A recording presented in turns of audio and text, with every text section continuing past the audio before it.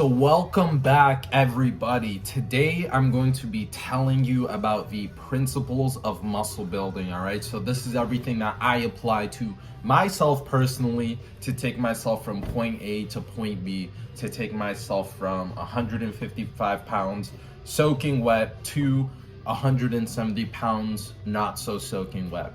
So what is the principles of muscle building? Okay, so I'm going to talk about my training methodology because I believe that I have created the best training methods for me personally. Okay, so I'm not saying what I do is going to be what works for everyone. I'm telling you what works specifically for me to help me get from point A to point B. So let's get right into this. First, we are going to focus prioritizing stimulus, and that's going to be the main topic about today, okay? Because muscle growth is based on the muscle stimulus. Without stimulating your muscle, it cannot grow. It needs signals sent to it. It needs to be told that it has to do more, produce more force, grow in size. The muscle needs stimulus to grow. So what are the three ways that I approach prioritizing stimulus? First off is going to be increasing weight, or is going to be progressive overloading. So progressive overloading is honestly the best way to give yourself new adaptations, right? The concept of every time you lift heavier, it's a new feeling that your muscles are not used to, and so because of that it grows, because of the strain and effort that you're putting in during those heavier reps. Keyword heavier. This is why I say you have to increase the weight from time to time, because eventually, like everyone, let's say a bicep curl, my biceps are used to curling 20-pound dumbbells. So if I pick them up and I curl them now, yes, I could still stimulate my muscle, and I'll get into how you can do that, but ultimately something like the 30-pound or the 40-pound dumbbells would be more effective, because again, it's especially after training for 3.5 years, your muscles get used to weights, of course, right? So increasing weight is going to be one of the three ways that we can prioritize stimulus in our training. Now, second is going to be increasing the time under tension. All right, so what does that mean? That means that ultimately your movements are going to be smoother. Now, notice I say smoother and not slower. You still want to be explosive, you still want to keep a good tempo, but increasing time under tension just means that you're actually kind of taking longer with your reps.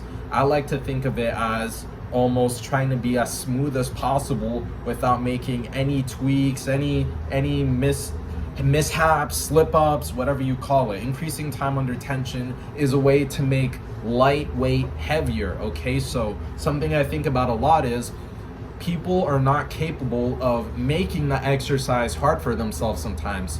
And this is where I'll kind of argue against heavy lifting and just trying to go as heavy as possible. That's not necessary to stimulate your muscle. People, yes, of course, you have to lift heavier to get bigger, but that doesn't mean you constantly need to be trying to go heavier and heavier and heavier each time. Because again, the thing with progressive overloading, if you're not careful, is that you will get injured if you just try jumping up the ranks too fast. If you're just constantly lifting as heavy as possible, our bodies can handle that, but not too much. Of course, everything needs moderation, everything needs balance, okay? So increasing time under tension is one of the best ways to be able to lift with lighter weight, but still keep a constant tension by slowing down and smoothing out the movement. And it's honestly, again, one of the best things you could do to get a better stimulus is to increase your time under tension. The third, and ultimately I think what should be honestly the first thing you do, is form perfection, okay? So what does form perfection have to do with stimulating your muscle? Okay, well, you need to think about it like this. Form perfection is so that you use the actual muscle that you're trying to work out, okay? So constantly people will have terrible form, and then other muscles will start to be involved. An example is lateral side raises, okay? So many people do this exercise and they feel it in their traps. Why do they feel in their traps? Because their form is bad, right? It's the same thing with a lat pull down. Some people feel back exercises more in their arms because their form is bad.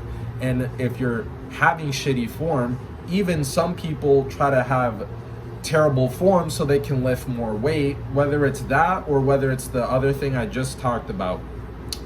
None of that will give you the stimulus you're looking for. Think about it like this. In having bad form and engaging other muscles, you're using the targeted muscle that you're trying to work out less effectively, right? Think about if I wanted to do a chest press exercise, but my form was so terrible that my shoulders and my back were coming into play. Now it's 80% of my pec doing the movement, but then the other 20% is split up across my body part because I don't have good form, right? So making sure you have good form is gonna be one of the best ways to actually use the correct muscle and to actually stimulate that muscle, all right? So with these three concepts in mind, you can drastically change how you lift, the type of gains you're seeing, because again, ultimately people are doing 1 out of the 3 or 2 out of the 3, but if you use all 3 out of 3 methods, it is a guaranteed way to put on muscle.